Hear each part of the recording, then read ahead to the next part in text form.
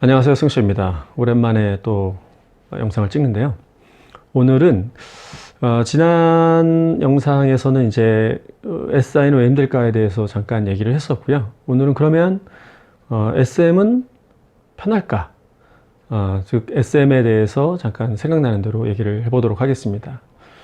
먼저 SM은 이제 시스템 매니지먼트겠죠.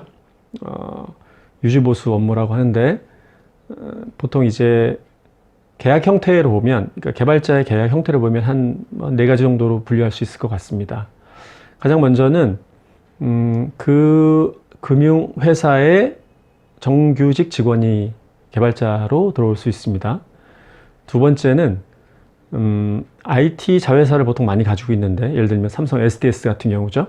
LG CNS, 뭐 SK CNC, 뭐 동부 CNI, 뭐 한화 시스템즈, 뭐 이런 여러 개의 IT 자회사들이 있죠. 그 IT 자회사가 토탈 아웃소싱을 하는 경우가 많습니다. 그러다 보니까 그 IT 자회사의 직원인 경우가 있습니다.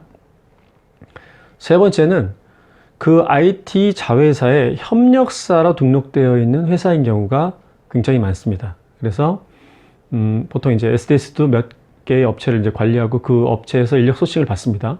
그래서 그 협력사의 직원이 금융회사에 투입돼서 이제 SM을 하는 경우가 많고요. 그 다음에 마지막으로는 그 협력사가 고용한 프리랜서들이 있습니다. 뭐 계약직이라고 부를 수도 있고 어쨌든 프리랜서라고 보통 부르는데, 그렇게 계약 형태로 나눠질 수 있습니다. 즉 개인이 난 프리랜서라고 해서 뭐 금융회사랑 뭐 집계약을 한다든지 이런 일은 일어나지 않습니다. 그래서 항상 협력사의 프리랜서 형태로 금융회사에 들어가게 됩니다. 프리랜서라면 그렇게 되고요. 그 다음에 제일 처음에 말씀드렸던 금융 IT 그 모회사의 직원인 경우는, 예전에는 직원이었다가 한때 그 토탈 아웃소싱을 하면서 이제 IT 자회사를 모두 이제 이동하는 경우가 있었습니다. 그러다가 나라에서 이제 일정 그 개발자를 확보하라고 하는 어떤 그런 지침이 내려와서 IT 자회사에 있던 직원들이 다시 모회사로 복귀하는 이런 형태로 한 몇 년 전에 있었던 것 같습니다. 그래서 최소 보유 인력이 아마 있는 걸로 기억합니다. 그래서 그런 직원이 있고요. 그 두 번째 말씀드렸던 이제 뭐 IT 자회사의 직원 같은 경우는 토탈 아웃소싱을 하기 때문에 이제 그 전체 인력 베이스로 이제 계약을 하게 되면 거기에 뭐 고급 몇 명, 특급 몇 명, 뭐 중급 이런 식으로 해서 이제 계약을 하고 들어오는 케이스가 되겠죠. 그래서 단가를 낮추기 위해서 이제 신입이나 좀 주니어를 많이 투입하는 경우가 많습니다. 그래서 전체적으로 이제 IT 자회사의 직원의 연령 보면 좀 적은 경우가 많은 것 같고요. 그러니까 세 번째, 그 협력회사의 이제 직원인 경우가 있죠.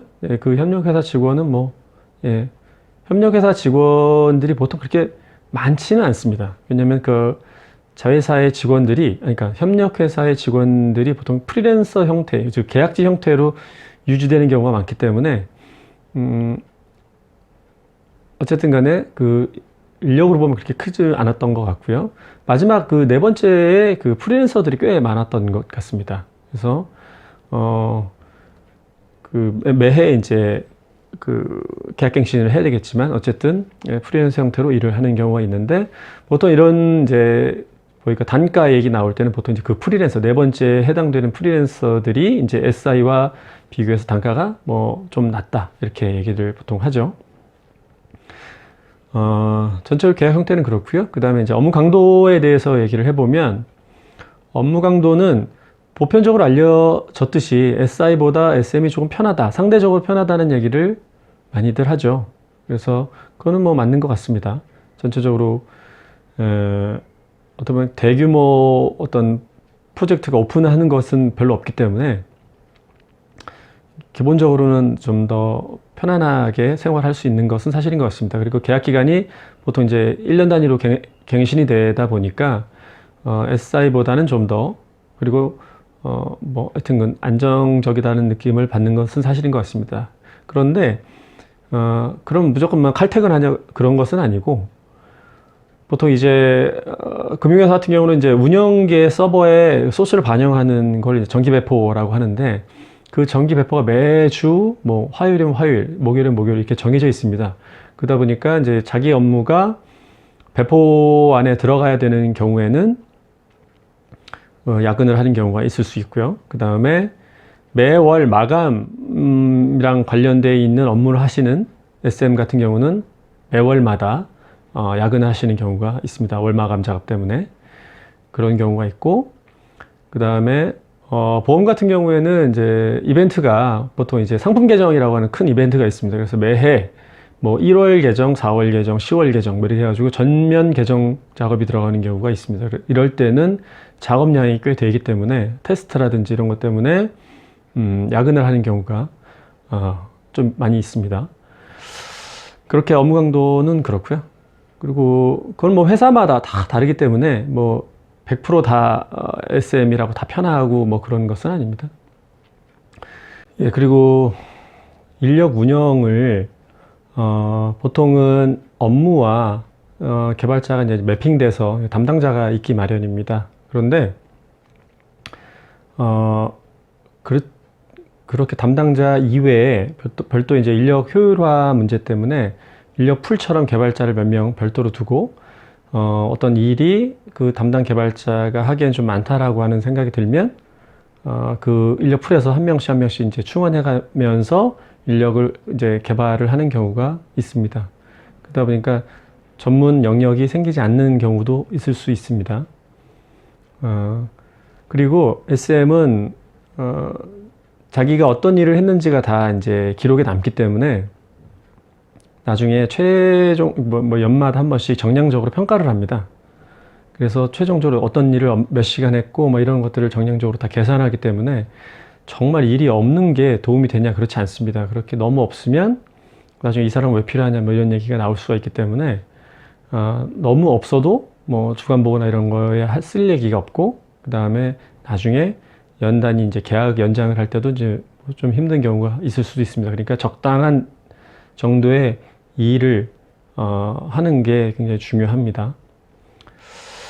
그리고 다음은 SM이 그 어떤 단점이 있는지 잠깐만 얘기를 해보면, 보통 이제 SM을 담당하는 개발자는 계속 그 업무를 담당하게 되는데 현업이 자꾸 바뀌는 경우가 있습니다. 그러니까 보직 변경이 현업 담당자가 자꾸 이제 되면 잘 모르는 사람이 오기 때문에 했던 것들에 대한 이제 히스토리를 알 수 없어서 IT 담당자가 계속 설명을 해야 되는 경우가 있습니다. 이제 이런 것들이 좀 짜증나는 일일 수도 있습니다. 그러니까 서로 계속 그 손발을 맞춰 왔으면 일하기가 좀 수월한데, 계속해서 이제 뭐 담당자가 바뀌면 그 모든 이제 잘 모르니까 계속 이제 IT 담당자한테 의지를 할 수밖에 없습니다. 그러다 보니까 좀 귀찮은 일이 생길 수 있고요. 두 번째는 기술적인 진보를 이루기가 조금 어렵습니다. 어떤 프레임워크가 다 정의가 되어 있고 그 위에 업무를 입히는 경우가 대다수이기 때문에 뭐 화면을 추가한다든지 뭐 이런 것들이 많겠죠. 어쨌든 간에 그 새로운 프레임워크에 대한 도입이라든지 뭐 기술에 대한 도입 검토라든지 이런 것들 하는 건 굉장히 제한적입니다. 그러다 보니까 기술적 진보에 대한 부분도 상대적으로 좀 쉽지 않은 부분인 것 같고요. 그 다음에 오랫동안 한 업종에서 유지보수를 하면 그 일밖에 못한다는 생각이 들 수가 있습니다. 그래서 예를 들어서 어떤 계약이 종료가 됐거나 그래서 다른 업종으로 가야 되거나 다른 회사로 가야 될 때 너무 한쪽에만 이제 일을 하다 보면 좀 다른 데서 선택받기가 좀 어려울 수도 있다. 전문성은 있을 수 있겠지만 딱 그 업무에 해당되는 일만 할 수밖에 없는 그런 일이 벌어질 수도 있기 때문에 좀 SI를 좀 두루 경험해보고 그 다음에 어느 순간 됐을 때 이제 SM으로 가는 것이 나중에라도 좀 도움이 될 것 같습니다. 그리고 마지막으로 성격에 대한 얘기를 해보면 보통 이제 SM을 하시는 분이 다 그렇다는 것은 아니지만 좀 안정적인 걸 추구하는 성향을 가지신 분들이 좀 오래 SM을 하시는 것 같아요. 그래서 어떤 조직에 대한 중요성 이런 것들이 좀 있고 동료들 뭐 이런 것들에 대해서 굉장히 중요하게 생각하고 어떤 변화든 잦은 변화라든지 이런 거에 대해서 스트레스를 받는 성격이라면 SM을 하시는 경우가 많은 것 같고요. 그 다음에 SI는 새로운 환경이 굉장히 설레고 즐겁다. 고생스러울 수는 있으나 어쨌든 새로운 걸 뭔가를 접해보는 것에 대해서 거리낌이 없다라고 하는 성격을 가지신 분들은 SI를 주로 많이 하는 것 같습니다.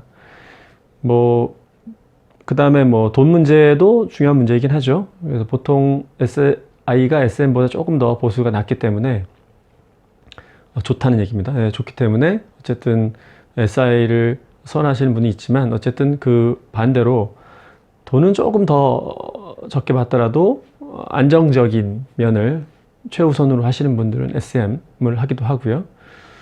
그 다음에 SM을 많이 하다 보면 보통 이제 갑사로 스카웃이 되는 경우가 종종 있습니다. 그러다 보니까 현업들과 어떻게 관계를 유지하느냐, 사회생활 어떻게 잘하면